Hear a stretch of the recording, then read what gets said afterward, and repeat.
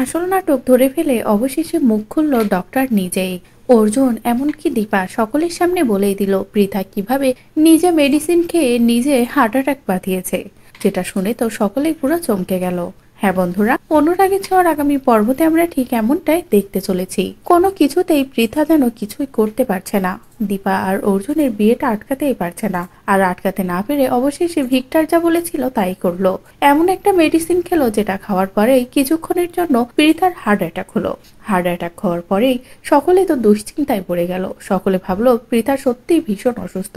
এমনকি যে ডক্টর পৃথার চিকিৎসা করছে সেও অসুস্থতা দেখে অবাক হয়েছিল, কিন্তু কিছুক্ষণ পরেই যখনই এত বড় পরিবর্তন দেখলো তখনই ডক্টরের একটা খটকা লাগলো। যদিও ডক্টর সেটা পরিষ্কার করে কাউকে কিছুই বলল না, কিন্তু পরীক্ষণে ডক্টর যখনই তদন্ত করলো তখনই বুঝতে পারলো যে এই মেডিসিনের অ্যাকশনে পৃথার এমন হয়েছে। এই মেডিসিনটা সে ইচ্ছাকৃত ভাবেই খেয়েছে, খাওয়ার পরে এমনটা হয়েছে। যেটা বুঝতে পেরে ডক্টর আর দেরি করে না। ডক্টর অবশেষে মুখ খোলে অর্জুন ও দীপার সামনে। অর্জুন ও দীপার কাছে যায় ডক্টর আর বলে যে সত্যটা আমি বুঝতে পেরেছি, সেটা মনে হয় আপনাদেরও জানার দরকার।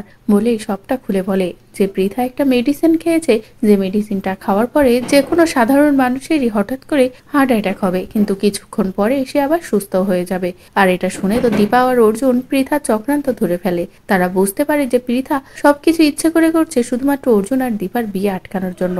আর এটা বুঝতে পেরে অর্জুন সিদ্ধান্ত নেয় পৃথাকে আবারও সে বাড়ি থেকে তাড়িয়ে দেবে। তো বন্ধুরা, এবার যদি ডক্টর নিজেই অর্জুন ও দীপাকে সব সত্য জানিয়ে দেয়, পৃথার সব খেলা শেষ করে দেয়, তাহলে সেটা দেখতে তোমাদের ঠিক কেমন লাগবে কমেন্ট করে জানাও। পরবর্তী আপডেট পেতে চ্যানেলটি সাবস্ক্রাইব করো।